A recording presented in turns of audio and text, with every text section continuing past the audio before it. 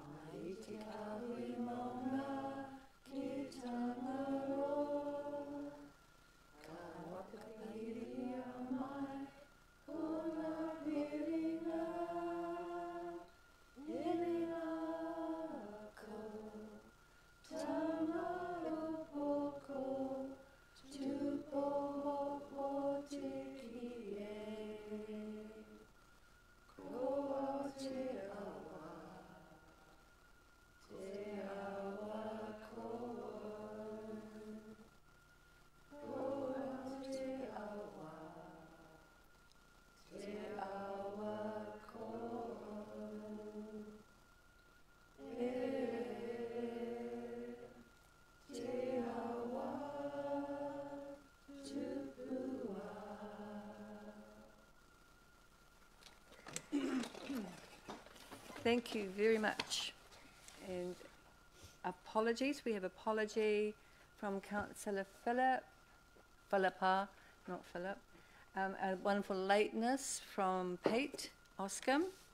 And of course, Mayor Andrew doesn't need an apology. Helen and Kate, all those in favour? Against? Carried. Thank you. Do we have any declarations of interest? Nope. Thank you very much. No late items. Makes that easy. And we move into confirmation of minutes of the 21st of February 2023. Any issues there, or can I have a mover? Josh, seconded by, Glenda. Thank you very much. All those in favour? Against? Carried. Thank you. Our first actual item is the capital projects and statuses report update, and the first one of those is the Sargent Gallery. We're going to have that one presented.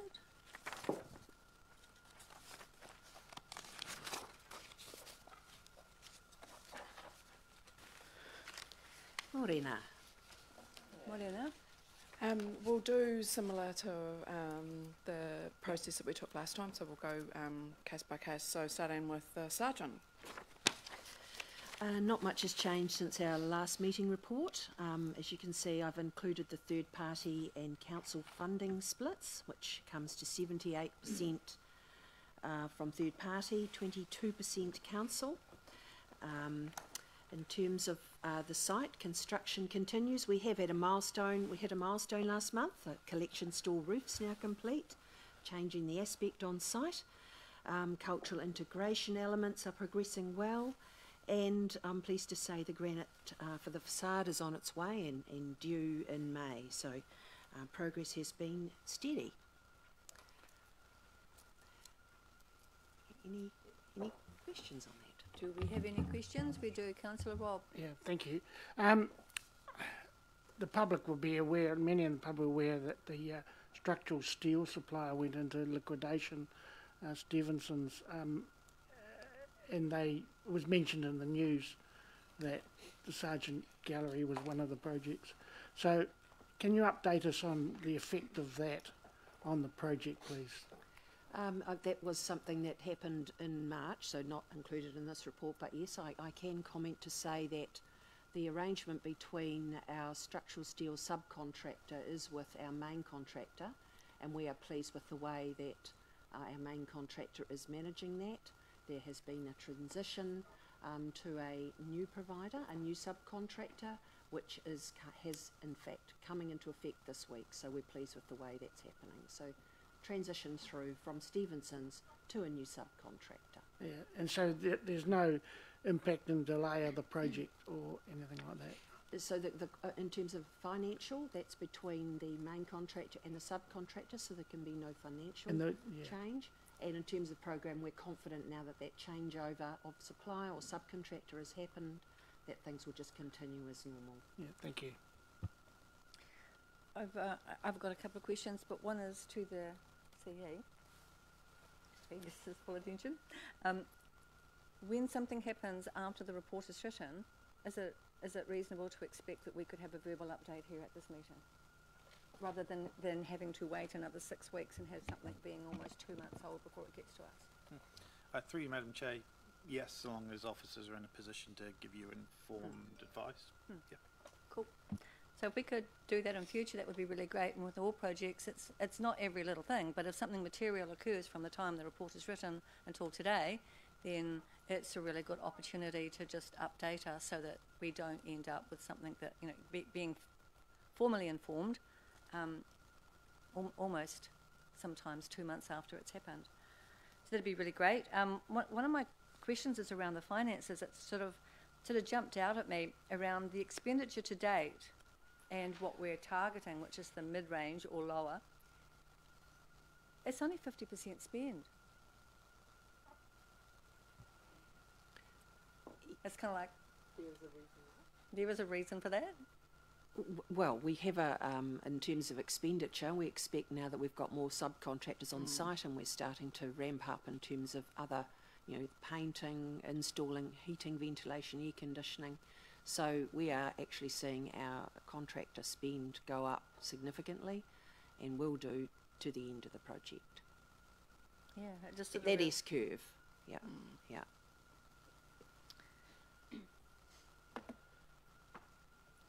Councillor Kate. It's very exciting. Yeah. Might it be time for a trip around for councillors to see the progress in first person? That's a question. Yes, you'd like to have a look around the site? Look, if it's not detrimental to the project. Well, a lot of the scaffolding now inside has started to take down. A lot of the HVAC that we were tripping all over is starting to be put into place. So probably within a month, to 6 weeks. That would be lovely. That. Yes, in 2 parts again. So that can be arranged. It's as you can guess, you know, it's a big project for us, and you know, I wouldn't say a lot of anxiety, but there is some anxiety about it. So it's always nice to see it in first person. So if we could have that without disadvantaging the project, that would be neat. Thank you. It also enables us to communicate sensibly with our community when we're asked questions, which is always helpful. Councillor Josh. Thank you, Gay. Just after a high-level summary around the risks in regards to the project, the risks listed here don't look as though they've changed a lot since the last report, and I understand that they're ongoing. Can you give us a high-level summary of any new emerging risks or anything that you're paying particularly close attention to at the moment in regards to the project? The new one that has come onto the bottom is that if there were to be an extension past December, and we've put it in the high risk category, as in least likely, is if we did have an extension, that there potentially would be professional and client direct costs. So that is one change. And at the other end of that, so that our midpoint remained the same, we've had reductions as we now have known expenditure on certain items. We had one unknown was some cracking inside the gallery, the old gallery, that we were concerned about, and we've now got a full measure and value of that and are much more comfortable to put numbers in there. So as we're moving through the next phase, those items are being closed down, and therefore you know, those risks like escalations and stops at borders and so on, they start to reduce. So yeah. And the issue around the cracking, so that's been Fully dealt measured. with. Yeah. Yes, Yeah. yes. Okay. Yeah. Cool. Thank you. Thank you. Councillor Michael. Kia ora. I'm going to invoke Councillor Philippa Baker-Hogan because she's not here and ask a question I know she wants to ask. Though she hasn't asked me to ask it, Madam Chair, so I apologise if she's not. For clarity purposes, we spent 5 million and then we're looking to spend another almost 10 million. So a total cost anticipation is 15 million. Is that correct? As a council? Yes. Correct. 15 million. Thank you.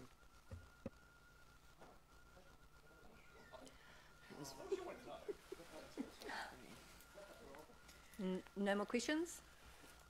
Thank you. Thank you very much. Thank you for coming and presenting. Denise, shall we do Streets for People next? Jenny, could Andrew be presented to the... Andrew Clifford is the new director of the Sergeant Gallery. He's here in the room. Before you move on from the sergeant, do you want to just introduce him? Okay. So.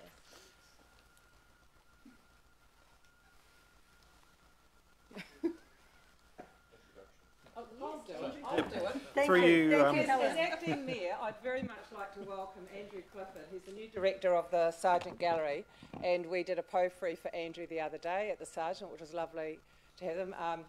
And it's really lovely to have you here in the room today so that everybody can see who you are. And we very much welcome you to Whanganui. You and your lovely wife, I know that you're still moving everything down, but it's really wonderful to have you here. Thank you. I don't know if you wanted to say anything, Andrew. Just a quick hello. Yeah, I think we just Thank you. Thank you, Helen, for the warm welcome on Monday at the Popuri. And today it's nice to be here in person. I've been zooming in and digitally following what's happening, but it's really nice to finally be here in person. Really excited. It's an extraordinary project. I know the whole country is interested in what's happening in Whanganui right now. And full steam with now. Thank you too. Cheers. Thank you. And my apologies, I didn't recognise you and saw the lanyard and thought, yep, one of our officers, which of course you are. What a very important welcome. Now the next... Sorry if I jumped out of order, have I? It's okay. Streets for People? Yes, you did. So on the Streets for People, very bland report, very similar to the last report because not a lot had happened between the two reports. However, in light of Madam Chair asking for updates, what I can say is that on the end of April we will have the draft concepts for what the two project zones are going to look like, and we're looking at going out with our third workshops to the community to show them the concepts and do that double check that we've heard them correctly and that they are going to achieve what we want. Those will be held in early May, and we're also looking at scheduling a time for all the councillors to actually see the concepts and have your input, other than the councillors that do attend the workshops. What we can also report is that as of today we've got 2 monitoring cameras going up to look at the 2 troublesome areas that we've identified, one being the corner of Wickstead and Guyton Street, where we're told by the stakeholders there are a lot of near misses, which of course we don't collect in any of the data, and the other one which has come up from both the bus drivers and our stakeholders, the exit from Trafalgar Square onto St Hill Street. We'll be looking at what exactly is happening there. The cameras go in today, they start monitoring tomorrow for 10 days. Brilliant. Thank you. And I do see some of the updates online, and it looks like you guys have a lot of fun at some of your workshops. We do. We did have some doubts when it was suggested to us that we use Lego, but then when Whakakotahi told us that they were the most positive workshops they had for the rebuild of Christchurch, that sold it to us. Yeah. Yeah, it's, more of us should come along and join in. Thank you very much. Any questions? There was one. Ross, Councillor Ross. Thank you, Chair. I love Lego. It's very therapeutic, by the way. I highly recommend it. My question is, in your report, in the risk section, I don't know the age range for this, but you said the youth sector was previously absent, now would categorise as underrepresented. So not knowing the age of the youth sector, I'm just going to say, has there been any connection with the Youth Council? Yes. And would you be able to respond to that? Previously, we'd had difficulty coinciding with the Youth Council with other commitments we had in the project, but we did 2 weeks ago an informal discussion with the Youth Council, and 2 of my team members went along and got quite a lot of feedback. We also participated in the UCO Orientation Week, and we've also did the Family Fun Day over the weekend, which actually went lower than the youth. We were connecting with under 10-year-olds and their parents, and it's actually was very interesting, the parents standing there with faces that they didn't even recognise what the kids were talking about. Great. Thank you. Councillor Kate. Thank you, Denise. I really appreciate the report, and you've really piqued my interest. Now, you've talked about having cameras in place, and I'm sure you've got the right answer, but this is what I'm interested in, given that we're this far along, and I guess we are still at the gathering information stage, but it's just highlighted for me the importance, if we don't already understand what is happening at those intersections, that there will be plenty of resource thought given to how we best manage that in light of what we want to achieve. The Wicksteed-Guyton Street intersection, we're looking at what is the behaviour at the intersection. As to, once we know that, we've got 2 plans. One is we leave the intersection as it is. The other, which is what stakeholders are asking for, is to turn it into a roundabout. So we're looking at the data, which way is the appropriate way for us to treat that intersection. With the St Hill Street exit from Trafalgar Square, it's a lot of anecdotal information. Drivers turn right when it's a left turn only. Drivers don't stop or even give consideration for pedestrians, and it's all aimed at car drivers. We want to establish, is it the car drivers? Is it the buses? Is it pedestrians? Is it cyclists? Is it something else going on in Trafalgar Square? So once we know that, because of the semi-permanent nature, we can easily add to that project zone if we need to change that particular exit. That's an important point. Both projects are semi-permanent, so we need changes that we make in response to the data and the design. We can adjust, so we'll measure again. Yeah. And our roading people are all over this. I have got Roger McLeavy from Downers in the core team. So as discussions are happening, he's telling us right from the get-go, that's not a goer. We can't do that, and why? And is also answering questions from workshop participants to let them know how things can get shaped. Awesome. Thank you. Just one last question. I understood, and I could be wrong, that the Guyton Street project stops at Wicksteed Street. Is that correct? The intersection was originally going to be our boundary. We have gone just over that to include the workshop, plus a little bit of an extension because wayfinding is part of the project. We were approached by Sargent Gallery to see whether we could do some wayfinding to tell people go 2 blocks up and 1 block down and you're at the Sargent. And with the Sargent opening in May 24, which is when our project needs to be completed, it just seemed appropriate to do that little bit of stretch. Absolutely. I'm going to ask another question. So the Sargent approached you as the project, leader. Yes.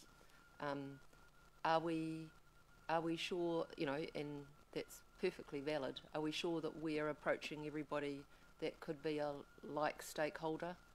to make sure their feedback gets gathered up in this. That said, I mean, the sergeant's a pretty major stakeholder in the CBD. Yeah, so good point. The sergeant actually came along and presented at the workshop. The other stakeholders include people like and groups like the architectural landscape plan design that's underway for Pukinamu. So there's a variety of different stakeholders. So Denise's words are probably a little blunt. They were a clear and key stakeholder from the outset, given the connectedness of and the closeness and the fact that Guyton is a cultural arts precinct, that there should be that natural connection through into the sergeant. Awesome. Thank you very much. Councillor Ross. Thank you. Left field question. Potentially, if the tram was able to complete a circuit that involved, I know I'm on eggshells here, if the tram circuit was to go in that area, as one of the proposals was, and this is still some time away, would that be an impediment to anything that might be decided upon? For example, a roundabout, Wickstead. So does that come into any of the discussions? I can do that. I don't think so, no, because the work that we're doing with this project is semi-permanent. It's not permanent. Yeah, so it's highly likely that we will and we should and we will plan to review any changes that so any things that go into Guyton Street, for example, we will monitor the success or otherwise of those, and then either decide to change it or make it permanent, by which time we will be down the track a little bit further with the tram stuff, and other things will crop up in between now and then as well. Thank you for that. Last question, Councillor Josh. Thank you. Denise and Sarah, I wonder if you can give the committee a brief overview of the process mapping workshops that Waka Kotahi's been running. I mean, I know Charlotte and I have been involved in those, but I think it would be beneficial for the rest of the committee to know about that as well. Yes, Waka Kotahi, part of the way that this process is run is by virtue of co-design, and that's very different from the way that councils normally consult with their communities.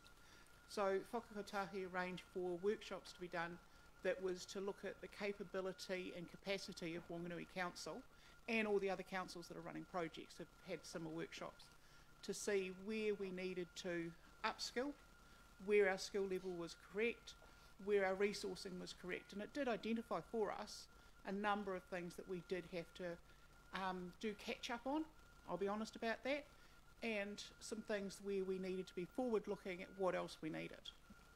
From those workshops and discussion with Sarah, we have changed the way the project works subtly. It hasn't been a huge change, and we now have got the capacity there to deliver an excellent project that's going to meet everybody's needs. Two high-level key objectives from Waka Kotahi's perspective around these Streets for People's project that are happening across the country. Sarah, could you just talk to the mic? Sorry. You've got a Sorry. voice. The two high-level objectives are one, that we make some change and some improvement, and secondly, that we develop some capability both within management and council and within the community. So those workshops and the work that we're doing with Waka Kotahi, they're standing alongside us, as you know, coaching us and guiding us through the process. So we've got a very good partner in that regard. So we're learning, but we're not blind in that space because we've got them supporting us. Excellent. Oh, Councillor Pete. Yes, if I may, I heard you say the last questions, but are we up to, can I ask a question about waste management? Not yet, because that's the next one coming up. Cool. Thank you very much. Thank you. Trish. Now we're up to waste management. Curbside recycling.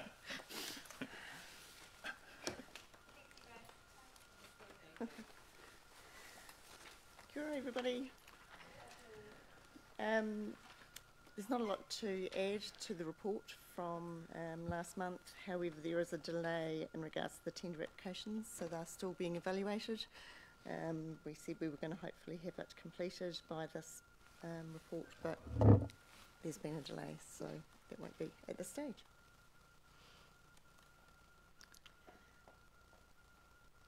One of the questions I have is I look at the report from last time and the report this time, and where it says planned activities for the next reporting period, quite probably should ping over into the progress that, you know, in the period we've just had. And where are we at with funding applications in the food scraps trial?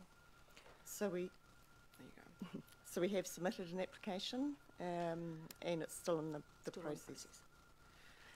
We've had some encouraging conversations with MFA, but it's we haven't had an approval just yet, but it's imminent. Yeah. Thank you for that. And there's a process that we'll have to go through before we can actually confirm any details once we get it. So. Thank you. Councillor Hallam. Yeah, thank you very much. So the government just announced a change to their their legislation. One is the container return scheme has been dumped, and I looked. There are obviously some other announcements, but I wasn't sure if that was a change of policy or just a restatement around when they were going to bring in food waste. But they also talked about reducing the types of things that could be recycled and needed to be collected. I presume that's something that you have to take back to the contractors in terms of these changes, or those people that have attended, or were they already running down this line? Yeah, so the container return scheme's sort of been put on ice rather than taken away. The contractors that have submitted through the tender process are well aware of where things are at with that. And we are, through the evaluation process, talking with the contractors about the impacts of that for our recycling service. So yes, everyone's acutely aware of that, that moving around a little bit at the moment. It would be fair to say that the impacts, we haven't bottomed those out just yet, because obviously we're not at a point where we can go into any negotiations with a contractor, but all of the contractors are across it, and as is the panel, and as is Unomia, who are supporting us through the procurement process. Yeah. No more questions? Oh, Pete. Yeah. It's a really good idea to just do it a little bit sooner than yeah, no, than sorry. that. Yeah. I'm just trying to catch up to where we were at. Yeah. So the curbside recycling, there was talk of a pilot scheme to run food scraps. What's the progress on that? So we're still in the planning phases for the curbside food scraps project. So it's still continuing there. The Yep. idea is still to have Absolutely. that pilot It scheme. will go ahead. We haven't set a date yet for it. We'll do that over the next couple of weeks when we continue with our planning. Okay, thank you. Councillor Charlotte. Thank you for the report. In the risks section, are you able at this stage to go into any more detail about the risks with the tenderers and there potentially not being a suitable one? Not at this point. Okay. Thanks. Councillor Ross. Thank you, Madam Chair. Going back to that pilot scheme, you know my address. My street would be very happy to be part of that. Just putting my dibs in. I think from memory, Palmerston North Council has done a pilot scheme. Would you be piggybacking on that in the sense of getting their experience information? So they've just implemented it, and it runs for a 6-month period of time. So we're certainly keeping a close eye on the outcomes of what will come of that, but ours will be probably finished within that space of time as well. Generally speaking, we've been in contact with all of the adjacent councils around their experience with all things curbside. Yeah. And the methodologies are very similar.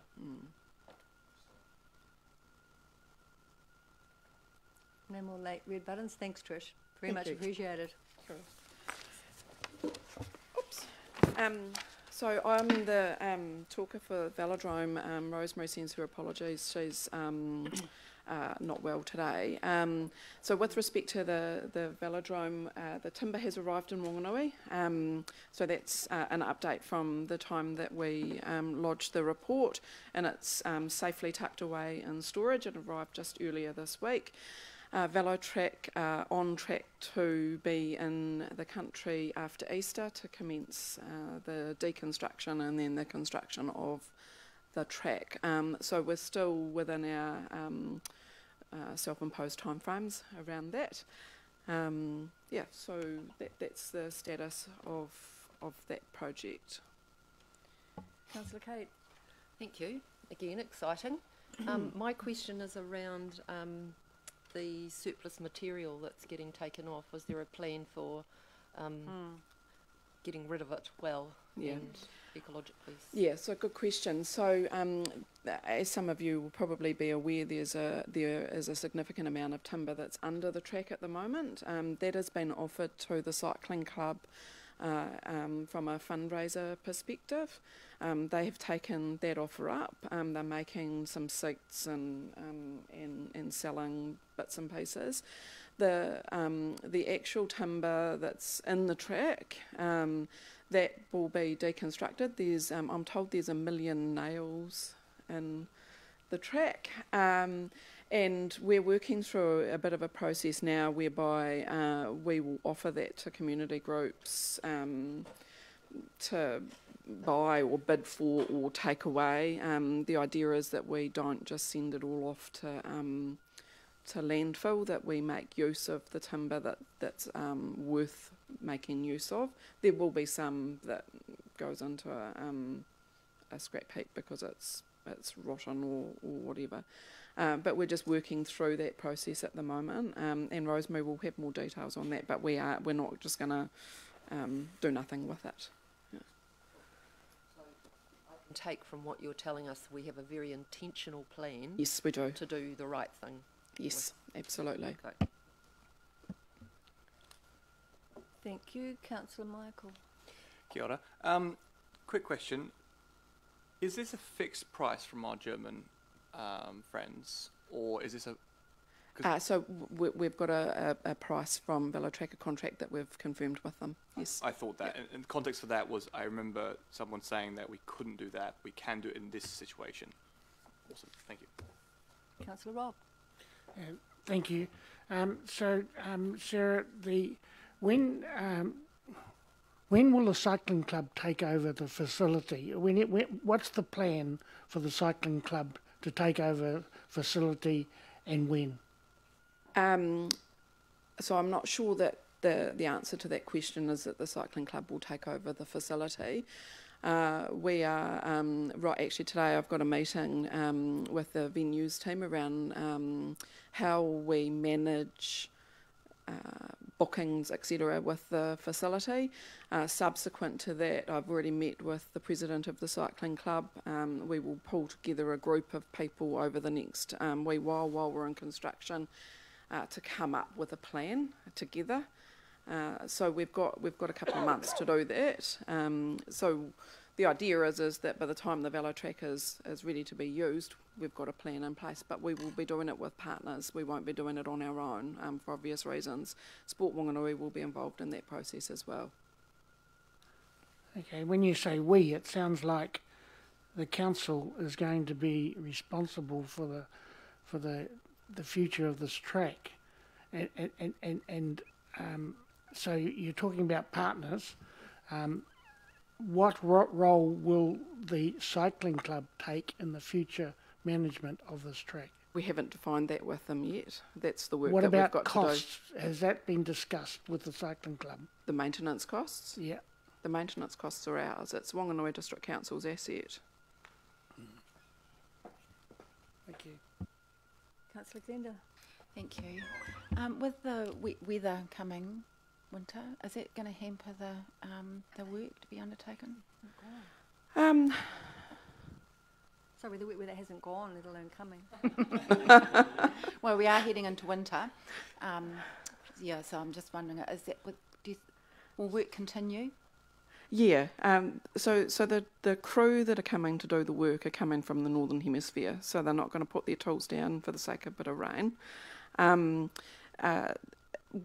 They have said to us that if they can't make a start in April, then it will be, they wouldn't make a start until the change of season, but they're arriving in April, so once they're here, they'll get it done. They do tell us that they expect they've got a program, a day-by-day program. While we're anticipating end-to-end that it will be 3 months, I think they'll be able to pull that back. Given the fact that they're coming here from the Northern Hemisphere, they won't want to muck about. Okay, thank you. Councillor Ross. Oh, thank you. Sorry, I was just absorbing that information, new information. So the crew, you said the Northern Hemisphere, we can assume it might be Germany, but anyway, they're from the north. It's not our local people. So the timber and the expertise is part of the package from Germany. The timber is locally sourced, but the expertise is Northern Hemisphere expertise. Oh, okay. Thank you. Is it not correct that the timber goes to their factory, is processed, and then it's returned? Yes. No more questions. So, thank you. So, I can put mover. Helen, second. Glenda, thank you very much. Do we have any comments? Yes. Helen.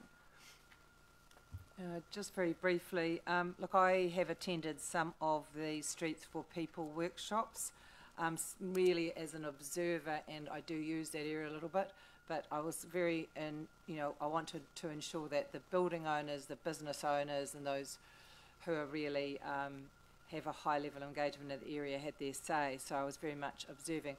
I have to say that I think the team, with Denise and the team wrapped around in that project, are doing an exceptional job. The feedback I've had from the stakeholders has been excellent, and my odd concern around have we engaged directly with this or that, and I've been really well satisfied, so good job. You're running it's a very good consultation. Thank you. Councillor Michael. Awesome. Just a couple of comments, because I get asked this a lot. So it's 15 million that we're spending as a council, plus any overhangs. For the first one, so the Sargent Gallery.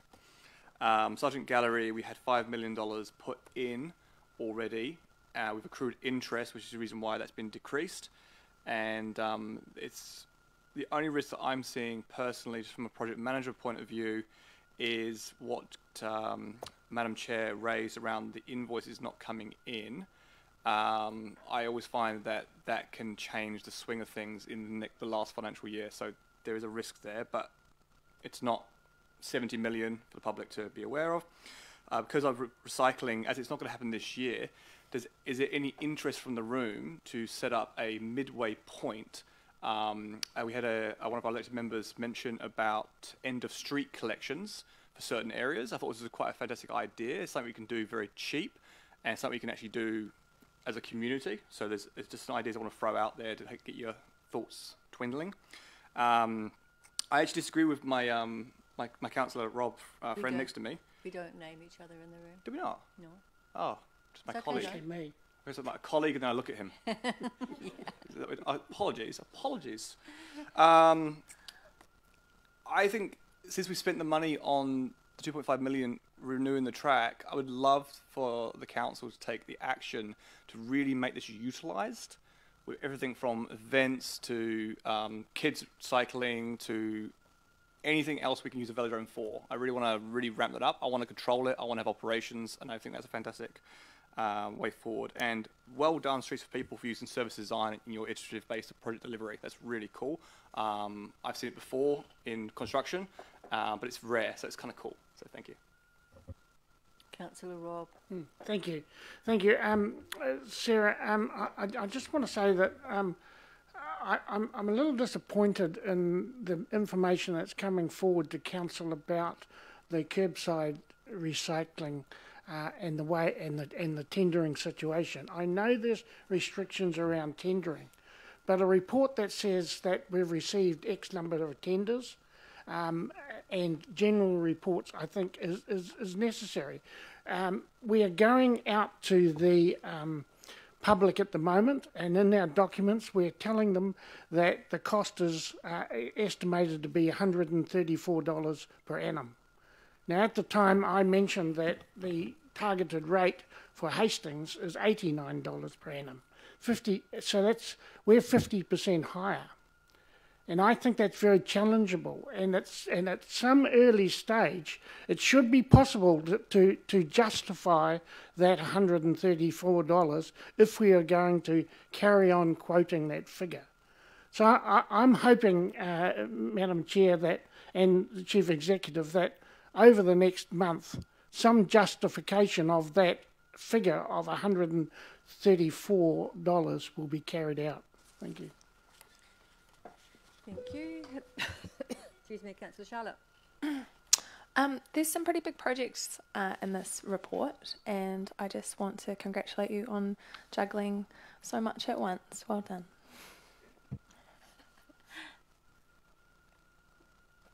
I now put the motion. All those in favour? Against? Carried. Thank you very much. Just want to make a note of what Rob said.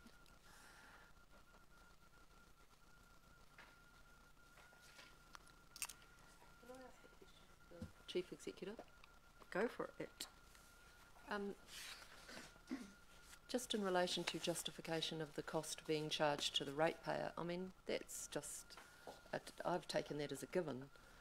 Once the tenders are confirmed, of course, because it's a targeted rate, we would be going through the process of testing the targeted rate against the tender, would we not? Through you, Madam Chair, yes, absolutely. The figure that we've got at the moment is based on a calculated estimate.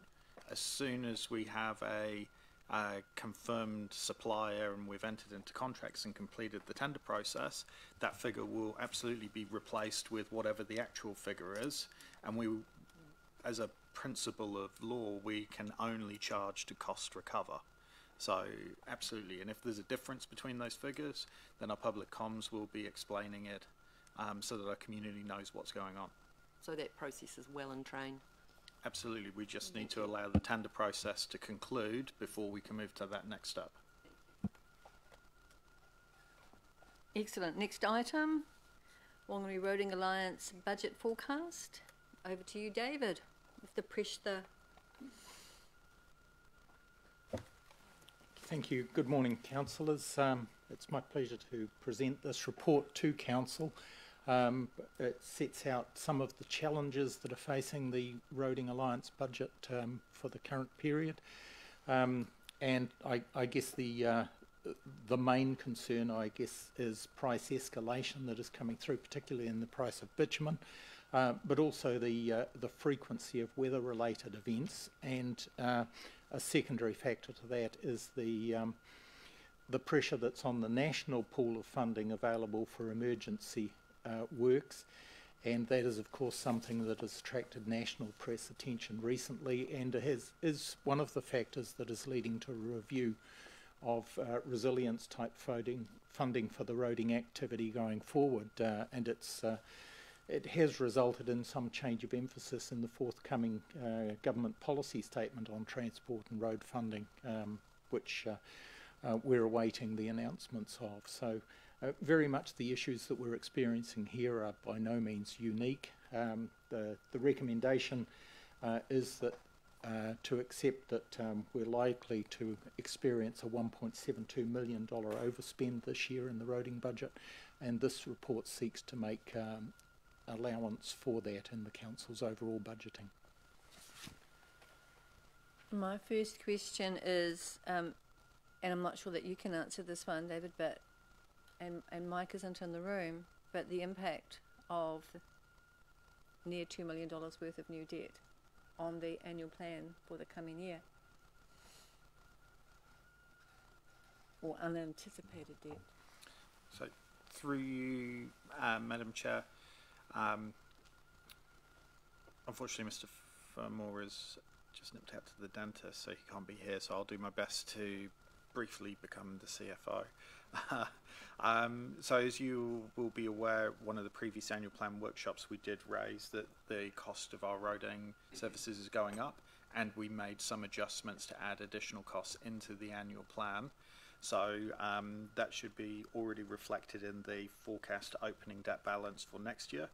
This is about simply bridging the gap between now and the end of this financial year.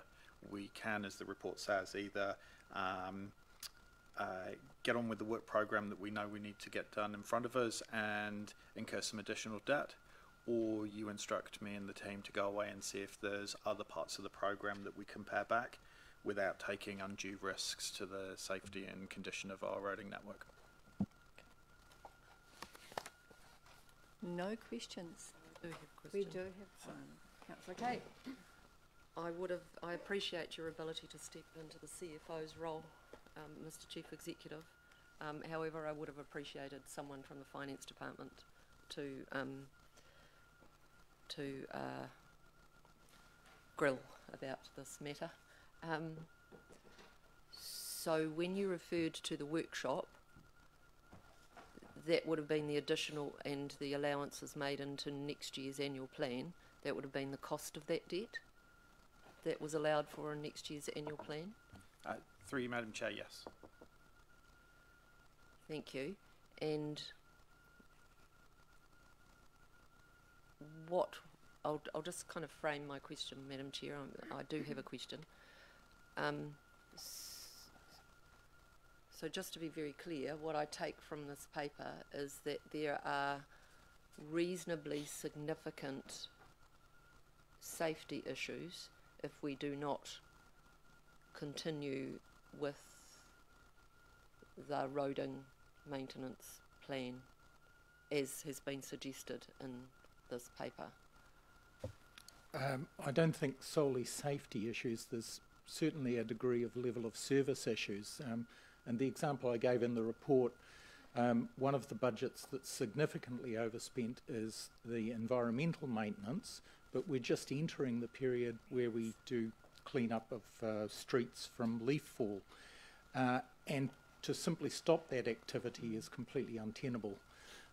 So the expectation is that that annual budget will be significantly overspent by the end of the thing. So it's not solely a matter of safety, it is a matter of level of service. Equally, in the area of the road resale program, we are playing catch up because a significant portion of the road resale program couldn't be completed last year. There are significant cost implications from further deferring those works that could come further down the track in terms of roads, increased potholing and maintenance activity. So as much as there are safety issues, there are also level of service issues and prevention of incurring future costs to be considered. Would it be reasonable to say, I accept absolutely what you say, David. Would it not be reasonable to assume that there is safety issues if, for example, the leaf clearing program didn't, given what we've seen in terms of rainfall with Cyclone Gabrielle, if our drains all get blocked up and water can't get out? I mean, there would be safety issues, I guess, is where I'm coming from. Yes, I'm sure there would be safety issues, particularly with leaf fall. Slips on footpaths can be a significant issue for us, and which is one of the reasons why we have to maintain them. But I think most of the calls to council that would be coming in would be just simply the presence of leaves, both on the roads and on the footpaths, rather than specifically focused on safety, but there is an underlying safety issue. Thank you. Can I ask to, given, and perhaps, well, this will be you'll decide whether you'll answer this or whether this is for the Finance Department. Thinking ahead to next year and what the overspend has been, have we factored that into our planning for next year? Yes, we will have. We will be working to the budget that has been set. We are entering year 3 of the NZTA approved budget, and ultimately that is the ceiling that we will be planning for next year. We will be dealing with the same issues next year of cost escalation, in bitumen particularly, but we will cut our cloth to suit. More so than this year? Inevitably, yes. There's been a combination of factors this year, weather-related events and the price of bitumen, and having a larger than expected program because of deferral of last year's program. If we'd done the reseal program last year, it would have cost less, so it compounded the effect. We were planning more reseals and it was costing more for each one. Thank you. Yep, no, I picked that up from your report, so thanks for reminding us. And our CE has a comment. You may wish to pass it on to Mike, but no, through you, Madam Chair, first of all, just you speak his name and he appears. Our CFO is back, so feel free if you would like to ask any questions. Now that we've got the actual CFO back in the room, please do so, rather than your cheaper imitation. But on the last question, I just wanted to just reinforce the point, because I think it was a really good question. We do need to keep an eye on the longer term future, and it was a point that was made during the workshop, but I think it bears repeating for the benefit of our community who may be listening in, is we do need to be mindful of our infrastructure work programs, our roading in particular, where actual inflation is running in the mid to high teens for things like bitumen and other big bulk materials we purchase. Our buying power is being significantly eroded, and we are in danger of our work programs becoming fit for budget rather than fit for purpose. And when we get to our long-term plan, there is potentially a little bit of a step change required if we do not keep pace with the work programs, because otherwise we will see a relatively rapid deterioration in the condition of our roading network if the investment isn't maintained. That's probably enough. Can I ask my question again? Yes. Thank you, David, and I accept what you said, but I will ask the question again, just for fun. Just in terms of the additional debt that this paper is suggesting that we take on, Mike, I asked David about whether that was costed into the annual plan and was it the cost of interest. So you might like to comment on that, but I'll take it a little bit further, just in terms of our debt ceilings and total debt. That's all been factored as though this paper was to be approved. Is that correct? Yeah, so the opening debt balance will allow for this expenditure. So there is, within the opening debt balance, a lot of moving parts, including this here. And as we come through to the deliberations, getting close to the end of the financial year, we can then re-look at a lot of those assumptions and give us more firm numbers around what our opening debt will be. I'm not expecting it to be higher than what we have actually projected in, so far in the annual plan. Thank you. And the interest cost of this 1.72 has been factored in to the annual plan? The interest cost has, yes. Thank you. Thank you very much.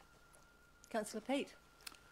Also about this debt funding, is it correct that debt funding is usually done for capital items and not operational? It is usual to do new capital expenditure or improving levels of service. However, where there are peaks and particularly peaks in operational expenditure, sometimes we will use debt funding to smooth out the impact on rates. Can you then explain the consequences of doing this as a normal practice? If this was a ongoing maintenance and we were to rate fund it and have the Waka Kotahi subsidy, then it would be a 39% of this would be funded through rates. And so please explain to me why capital items or operational items are not generally accepted as debt funded? The normal practice is to your normal operating year by year costs you would fund through rates. Capital expenditure is funded through debt because it's one-off expenditure right at the beginning of the project, and that project will then last you over a number of years. So you rather than rate funding right up front and no other costs, you debt fund up front and you repay that debt over the life of the asset. Thank you. I'm happy to move the recommendation, Madam Chair. Yeah, we've got a couple of questions that have popped up at the 13th hour. Councillor Ross. Thank you, Madam Chair. I'm not sure whether it's the CE or yourselves that can answer this question. I get regularly questions about leaf fall in streets, and they say their roads are cluttered or the drains are cluttered, and I know there's a cycle with the contractors to clean those areas up. My question is, other than a storm event, which we would have to support and clean up, if a street outside of that cycle has a particular issue, how much wiggle room is there when that's reported for that to be attended to outside of the normal cycle?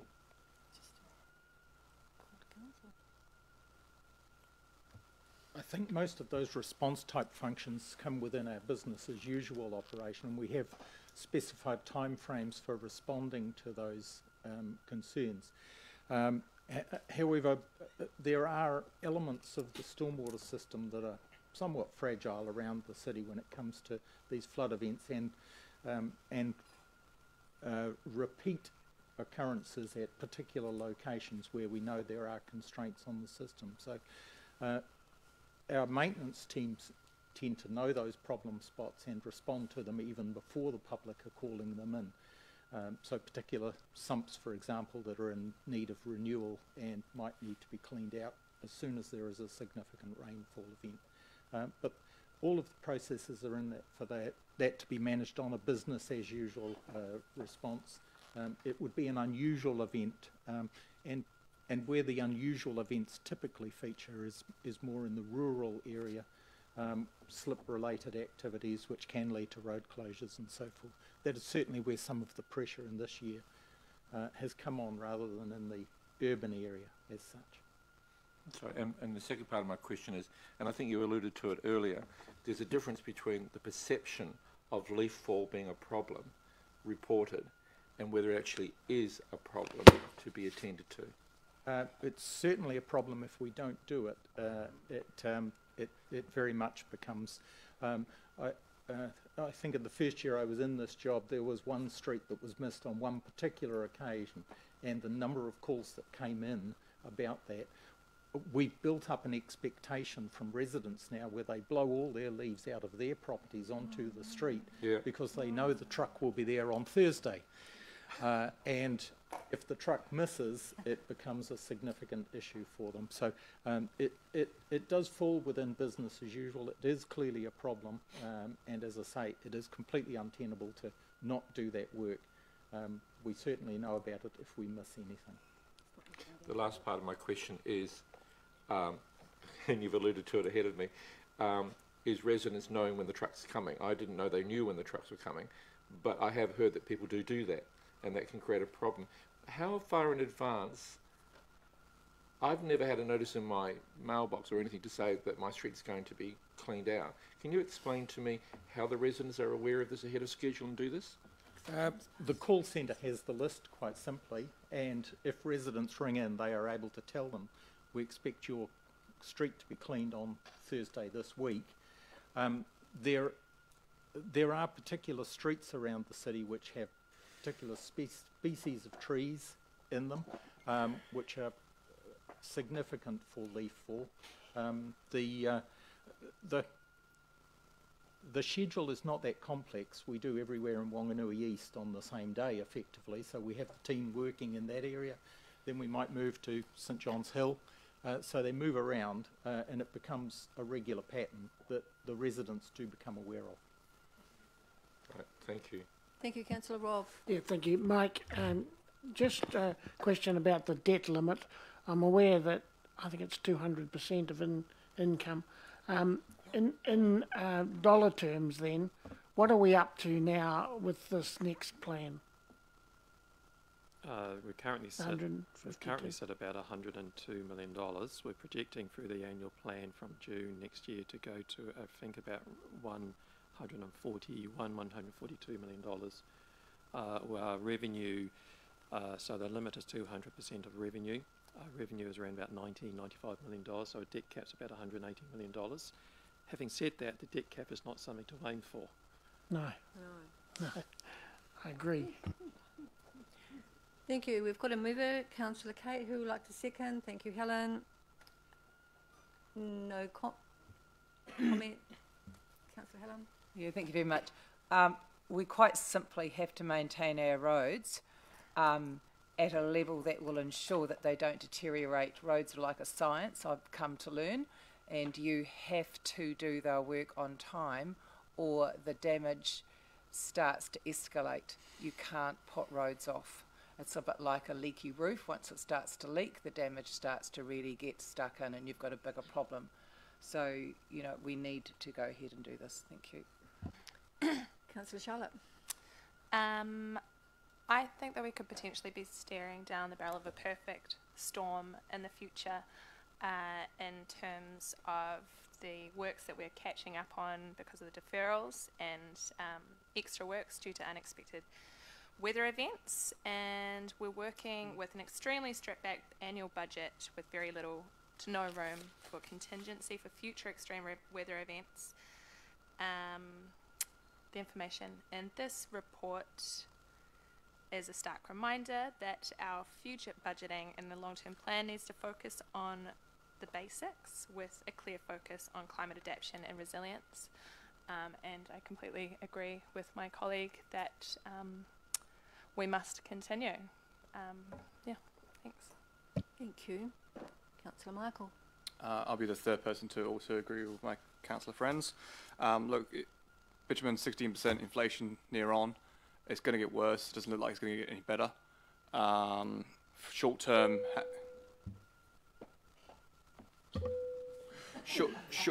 short term, I can't imagine us not moving ahead and going ahead. Our paths and footpaths, how many of us had multiple calls from our residents who live here about the states of the roads and the paths, and yet we are spending the money, we are doing it, we are going as fast as we possibly can. From a long-term point of view, though, I know RC has raised innovative, imaginatory solutions for long term. So I urge this council to start thinking about raising a workshop around long-term different solutions so we can increase our cycleways, our roads and our paths to an acceptable standard with long-term ecological impacts. Thank you. Without impacts. Last comment, Councillor Robb. Thank you. I just want to say something about debt, because in the time I've been on council, I have always been comfortable with the debt levels that this council has run to. And as the chief financial officer mentioned, it's 200% of income. Now, I note what Mike said about the 140 million. I did note just yesterday on the documents that we were given that it was 152. So, I mean, how that differs from what Mike said, I don't know. But the point is that we are now approaching, getting close to the debt limit. And I think that the red flags should start to appear in councillors' minds. And, I mean, I totally support the recommendations here, but it's all too easy to say, just add it to our debt. Because I think that we are running out of that luxury. And I just want to remind council that this should be in the back of our minds. Thank you. Thank you. Final comment from me. Firstly, I'm aware of what happened in our roading network in 2015, and that devastation in our rural sector was quite extraordinary. And we were lucky that we were able to get some additional funding from you know, Waka Kotahi around that, particularly the River Road, and that may not be the case in the future, given what's happened on the East Coast through the recent weather events. So if we don't keep up to date with what we're doing, we're going to put ourselves in an even greater compromising situation when the next event hits. And it's not if, it's when, and it could be next month. So as much as I don't like spending the money, I think that it's essential that we keep up to date. And with regards to the debt, I too don't like adding anything to debt. But when we talk about the debt limit, we're talking about somewhere around 180 million. We're looking at potentially getting to 140 million as a projection. The entire time I've been on council, which is 9 years to date, we've always had a projection which we have never got even close to. We haven't got close to that projection for whatever reason, and I'd like us to keep that up, so that then puts that gap. So I think we've got significant capacity still, but I'm not encouraging us to use that. So on that note, all those in favour? Against? Carried. Thank you very much. Next item, is Lance going to join us for this, or is he out of the... Lance is on an aeroplane at the moment. Okay, so your item then?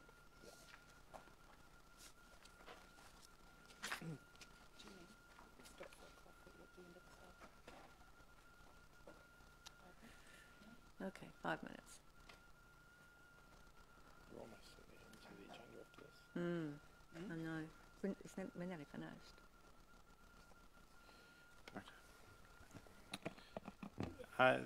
Through you, Madam Chair,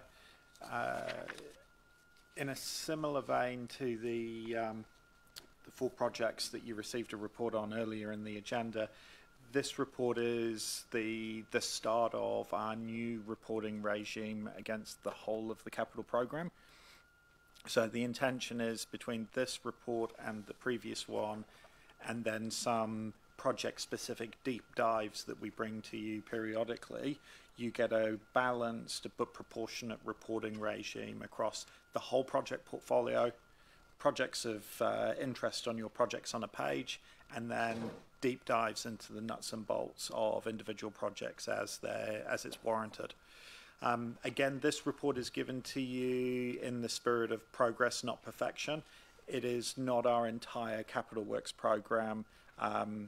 Lance and the projects team, in preparing it, have tried to capture everything with a $100,000 and above budget, and start to excuse me, give you at a glance red, amber, green traffic light status indicators for the project portfolio. I will, in Lance's absence, do my best to answer any questions that you have. But however, looking at the attachment, what you can see is there are a reasonably large number of budget lines that are flagged with red and amber, and of those, quite a large number of them have zero spend against them to date, simply because we don't have the project management resource to deliver the work programme. Happy to take questions from the... My initial question is, a number of them do have resource issues as the reason for the non-progression. Is that project management resource only, or is it other? I mean, I know that there's a whole lot here, so there could be a whole lot of different answers, but... So... capacity issues. Yeah. Through you, Madam Chair, it is very much a project management capacity issue. We simply don't have the number of project managers required to deliver on a programme of this size and scale. Through some of the capacity building funding that is put into the next annual plan, we're looking to address that issue, but it isn't an easy fix that will resolve itself overnight, because good quality project managers are not the easiest to recruit. The other thing that I would signal there, though, is it's not simply an absence of project managers. our project management discipline needs to go through a fundamental redesign process, and we need to be prioritising a little bit more investment up front, because a lot of these projects stall because the budget kicks in, the project manager tries to pick up and run with the project, but that groundwork of scoping and planning and confirming preferred options hasn't been done up front, and that immediately then stalls the project, because instead of launching into delivery, we have to circle back and relay that groundwork. But again, as you know, that is work in progress, where we're actively putting in place business case processes and a project management methodology that facilitates early planning with the goal of expediting and making more reliable our delivery phases. Thank you. I just sort of picking one, because there are a lot of projects on this list, and the one that I see is potentially having, you know, more risk is the repertory theatre with regards to subsidence. So, you know, is there a intention to, particularly with the red ones and maybe the amber, to give those a priority? 3, Madam Chair, if you could clarify, what do you mean by priority in terms of well, reporting? when the capacity is available, you know, and when we recruit, I mean, you know, which ones are going to be focused on first as resource becomes available? Yes, 3, Madam Chair, that would absolutely be the logical intention. Where we've got high-risk issues or projects with urgency behind them, we'd want to resource those up first. Yep. Thank you. Thank you. Councillor Charlie. Yeah, thank you. I think I'm getting there. I'm not quite sure, but where it says swimming pools, there's no mention there of the Whanganui East pool. Is that because there's no projects underway there? Through you, Madam Chair, yes, you've never given us a budget, never given officers a mandate to do anything there. It is a potential gap, and as we go into the long-term plan, that's where the Future Projects Aspirations Committee can be working with officers to prepare business cases and close it if you do feel like it is a gap and it needs investment. Cool. Councillor Josh. Thank you. David, the projects listed under stormwater that have no colour scheme next to them, is that because it's BAU?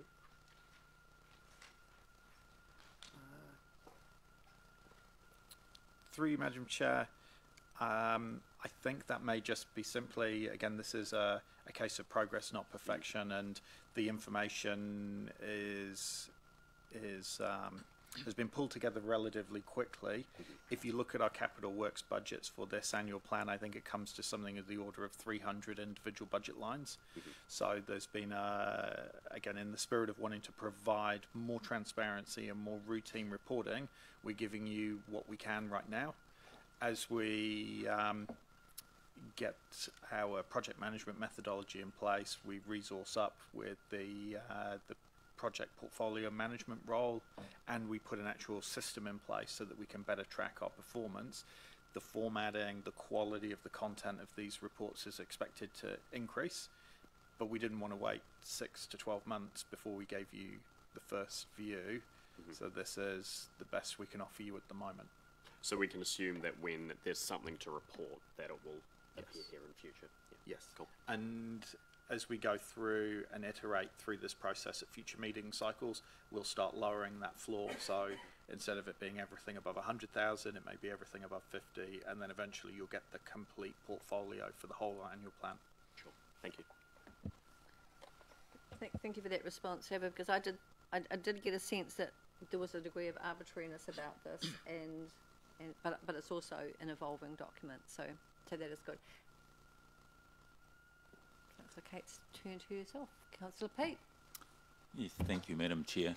The under community buildings, it's Upokanaro Hall at $380,000, and then under earthquake strengthening, there's Upokanaro Hall at $100,000. Does that make the whole project $480,000? Through you, Madam Chair, given we have Ms. O'Hagan in the room, who's the property manager, I may invite her just to help me out and answer this one, if she can. No. So we'll double check. I think you are right.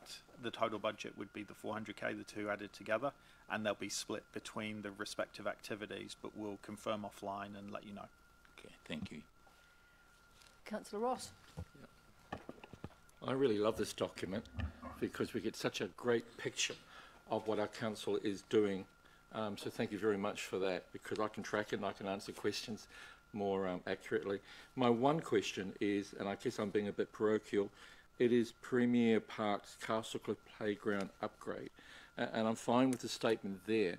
I'm not sure whether you can respond to an ongoing issue around some residents being concerned about safety, not necessarily the park, not necessarily accessing the park, but a street by the park. Where would that sit in this? Would the possibility of a consideration and or maybe an accommodation with the matter of the street that's being raised, is that going to progress between this annual plan in the next 12 months? Is there some sort of consideration for that matter? Through you, Madam Chair, so that matter sits outside of the scope of this report and outside the scope of the project that you've just referred to, but I am aware of the concerns by the residents. Under the previous council term, last triennium, there was a report presented to council with some recommendations, well, with some options on what could be done, and the council made a decision at that time. Since then, I've met with the residents myself, or a couple of them, where they've continued to voice their concerns. The decision by the previous council was to do something, but it was a matter of timing because there are other higher priorities around school when it comes to traffic safety. So we are in the background making some progress and starting the work of developing some concept options that again can come forward at a future LTP for funding.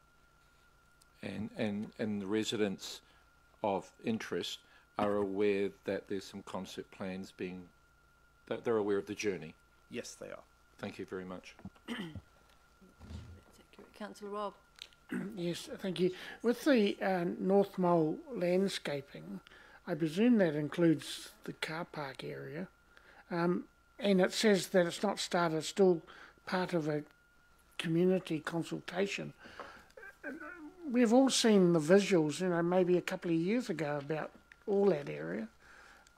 What's sort of, is this saying that the design of that is not complete?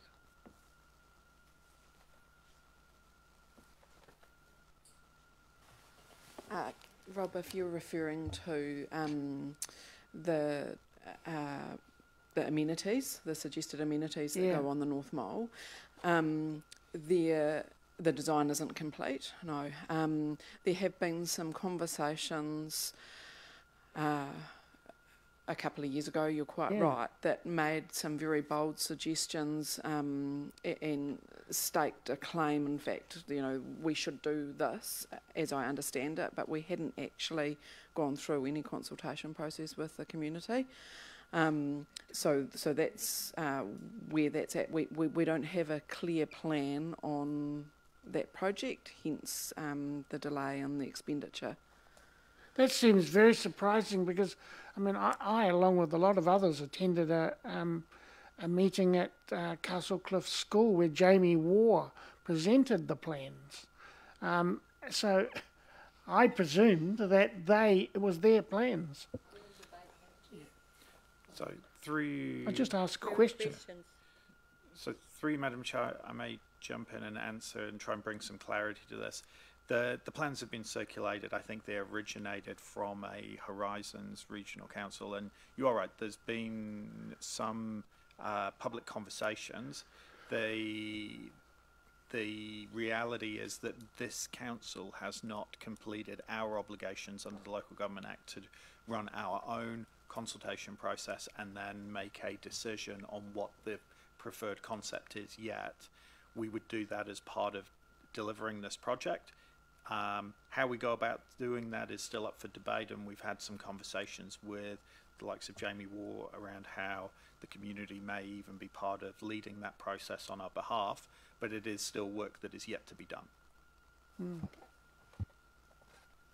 That said, there has been considerable community engagement with both the Castlecliff community and the wider Whanganui community over the last, 3 or 4 years. So, who would like to move? Pete, and second, Ross. Comments? No comments. Thank you very much. All those in favour? Against? Carried. Thank you very much. And we now move to the recommendation that the public be excluded from the following parts of the proceedings of this meeting, namely items listed below. Can I have a mover? I'm happy to move that. Thank you. I do have a question.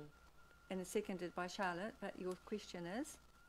Not actually in relation to this recommendation, but my question is of you and the Chief Executive. Do we intend to incorporate a meeting work plan or committee work plan into these papers at some stage? That's something yes, that's being discussed. Thank you. All those in favour? Aye. Against? Carried. Meeting is now into